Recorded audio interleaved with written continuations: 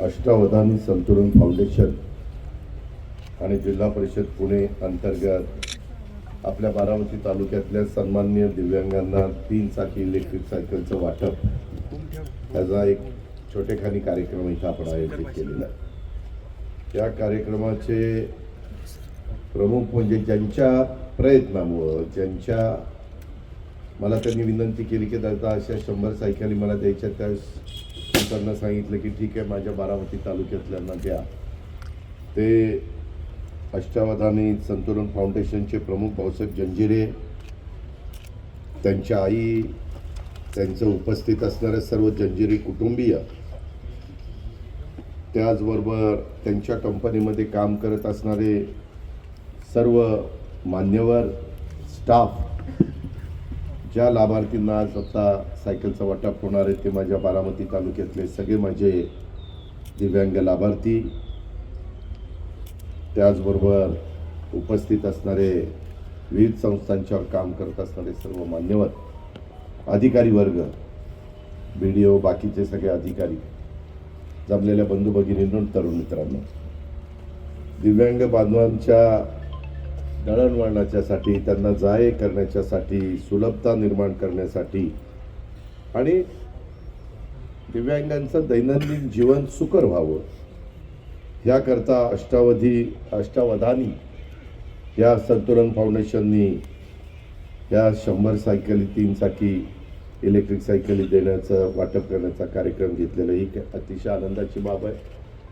मी व्यक्तिशः माझ्या वतीनं तमाम माझ्या बारामतीकरांच्या वतीनं भाऊसाहेब जंजिरे, त्यांच्या मातोश्री, त्यांचं कुटुंबीय परिवार यांचं सगळ्यांचं कौतुक करतो, अभिनंदन करतो। अनेक वर्ष बारामतीकर तुम्ही मला निवडून देता आणि मला तुमच्यामुळं राज्यात कामाची संधी मिळते आणि त्याच्यातून माझी भाऊसाहेबांची बऱ्याच वर्षापूर्वी ओळख झाली। त्यांचा स्वतःचा बारामतीमध्ये फ्लॅट देखील आहे, त्यांचे युनिट कर्जत तालुक्यामध्ये आहे आणि अनेक कुटुंबांना, जवळपास 250 कुटुंबांना रोजगार त्याच्यातनं निर्माण करून देण्याचं काम भाऊसाहेबांच्या प्रयत्नातून झालेलं आहे। आत्ताच भाऊसाहेब मला सांगत होते, दादा माझ्या आईने एवढे कष्ट घेतले। मी आईंचा सत्कार करत असताना आईंना विचारलं, आई आता समाधान वाटत असेल की आपला मुलगा उत्तम पद्धतीनं रांकेला लागला आणि सामाजिक बांधिलकी डोळ्यासमोर ठेवून आपण ज्या गरिबीतनं आलेलो आहे त्याच्यात आपल्यात पण काही वेगवेगळे लोक असतात, त्याच्यात दिव्यांग समाज देखील महत्त्वाचा आहे आणि त्यांना मदत करणं हे अनेकांचं काम आहे आणि त्याच्यामुळं या अष्टावधानी संतुलन फाउंडेशनच्या वतीनं आज हा कार्यक्रम होतोय, त्याचा मला मनास्वी आनंद आहे।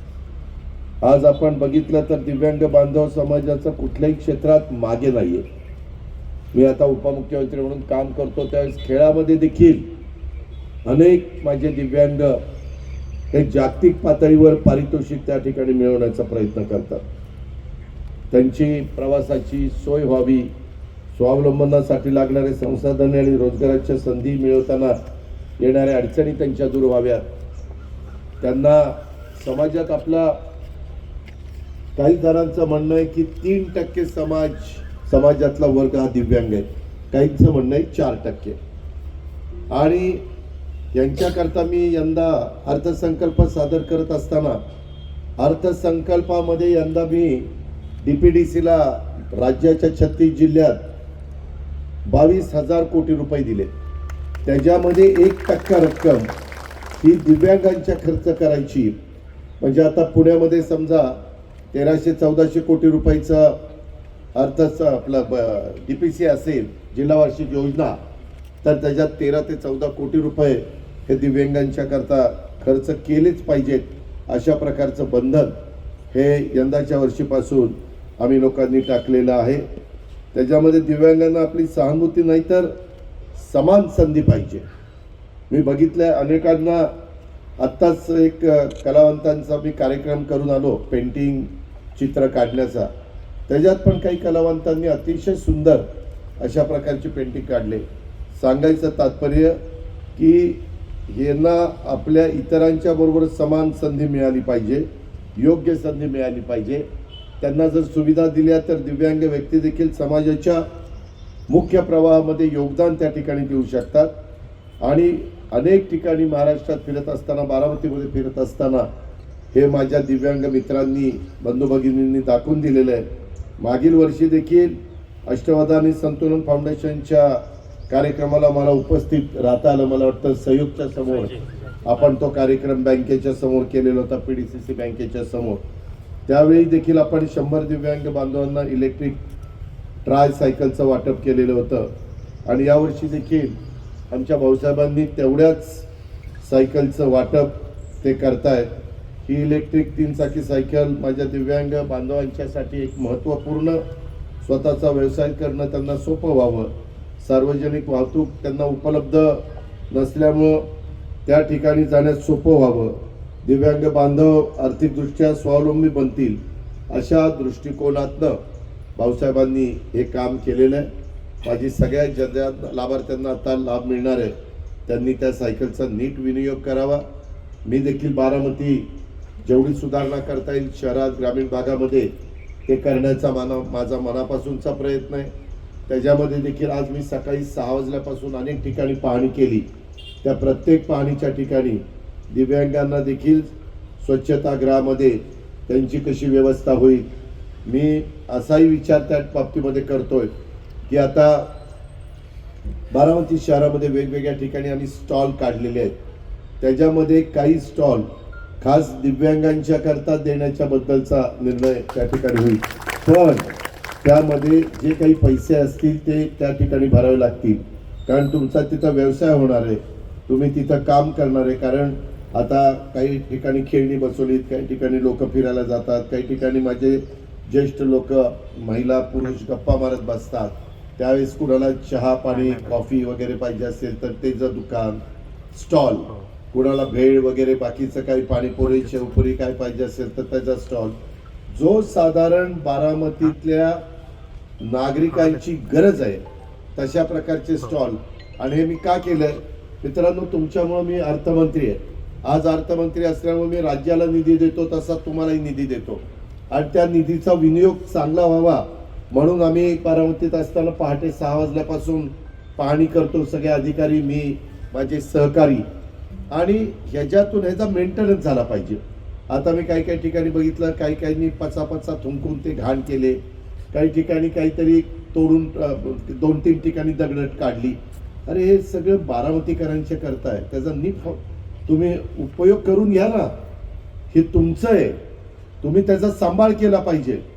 मध्ये बसत जाताना मी इतकं ते बिरादार आणि राठोडांना बोललो, ॲडिशनल SP आणि DYSP, काही मुलांनी जिथं चालण्याकरता जागा केलेली 2 रस्त्याच्या मध्ये, तिथं लाईट लावल्यात, सगळ्या गोष्टी केल्यात, बसायला दमला तर बसायला 2 घटका तुम्हाला तिथं आलं पाहिजे, तिथं काही शहाणे मोटरसायकल घेऊन गेले आणि गप्पा मारत बसले।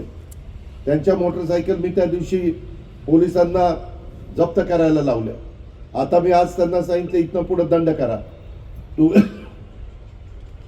हे सगळं बारामतीकरांनो करताना आपल्याला आपली मानसिकता बदलावी लागेल, तुम्हाला चांगल्या सवयी लावून घ्याव्या लागतील, तर हे सगळं चांगलं राहणार आहे। झाडाला कुठं पाणी नसेल तरी देखील चीफ ऑफिसर किंवा कुणाला तरी सांगून किंवा इथं जरा झाडं सुकल्यासारखी दिसत आहेत, नाहीतर कुणीतरी यायचं झाड मोडायचं, कुणीतरी यायचं काहीतरी लिहायचं, कुणीतरी यायचं विकृतपणा तिथं दाखवायचा, हे बरोबर नाही, हे नाही चालणार।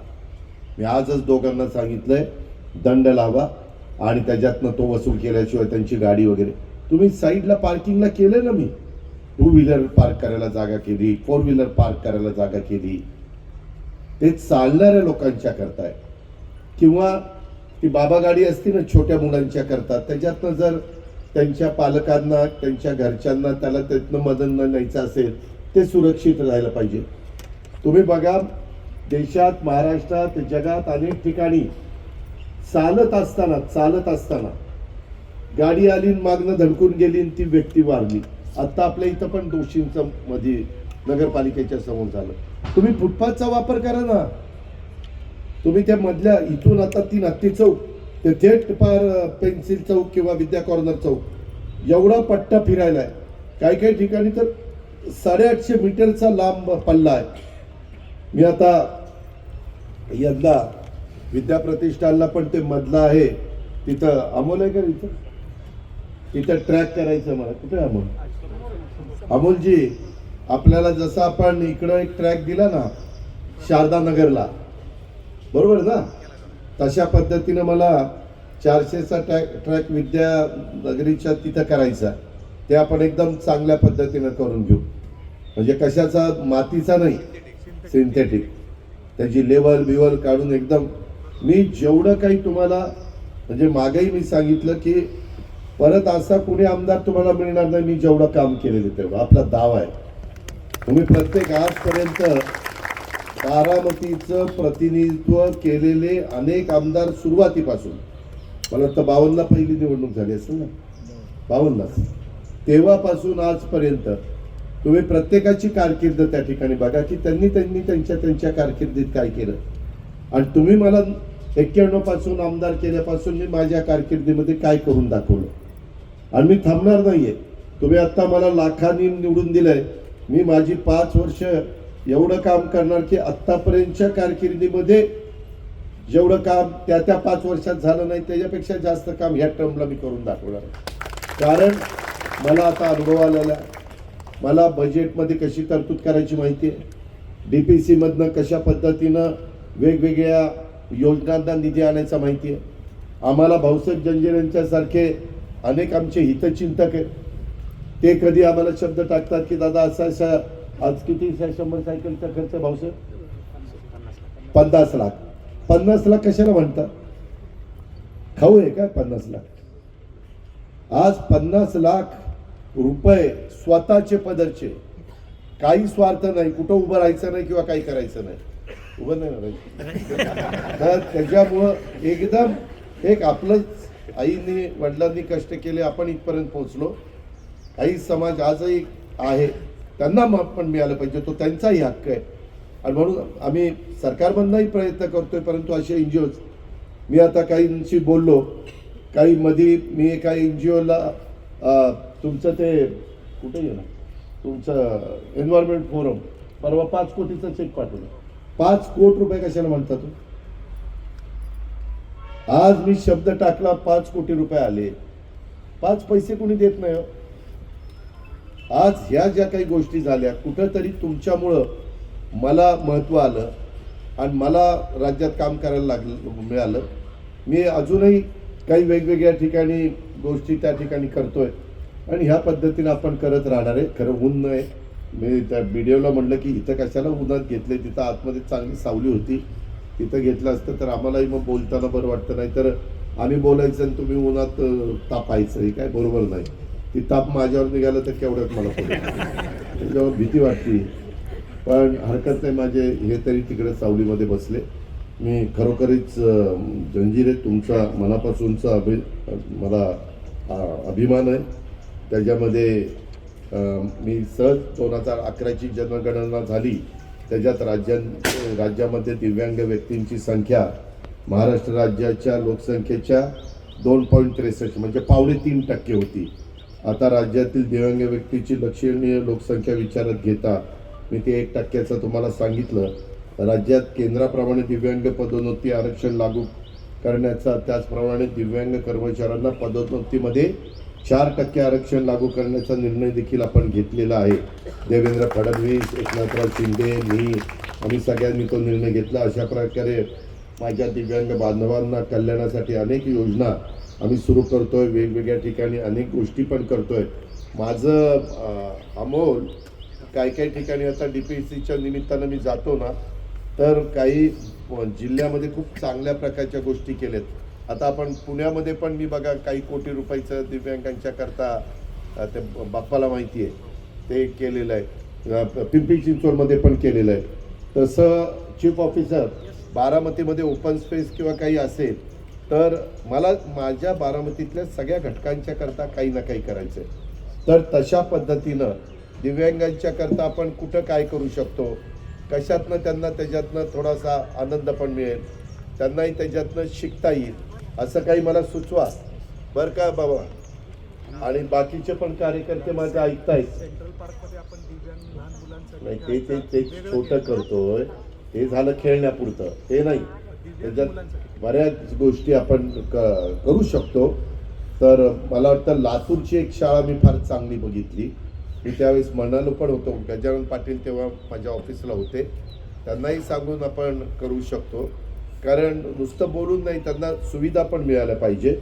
आणि माझ्याकडं अर्थमंत्रीपदाचा कार्यभार असल्यामुळं त्या दिव्यांग बांधवांच्या कल्याणासाठी माझा तर प्रयत्न, निधीची अजिबात कमतरता भासू देणार नाही मी, असाही मी शब्द या निमित्तानं आपल्या सगळ्यांना निश्चितपणे देऊ इच्छितो. आणि केंद्र आणि राज्य सरकारच्या वतीनं दिव्यांगांच्यासाठी शिष्यवृत्ती, कृत्रिम अवयव व साधनं विकत घेण्यासाठी, तसंच स्वयंरोजगार अर्थसहाय्य योजना पण राबवण्याच्यासाठी काही गोष्टी आपण करू शकतो. मी याला पैसे का मागणार आहे, म्हणजे मागतोय, दर महिन्याला त्याला पैसे द्यावे लागतील त्या स्टॉलला. कारण एवढं सगळं चांगलं केल्यानंतर ते व्यवस्थित राहिलं पाहिजे, त्याचा मेंटेनन्स व्यवस्थित राहिला पाहिजे.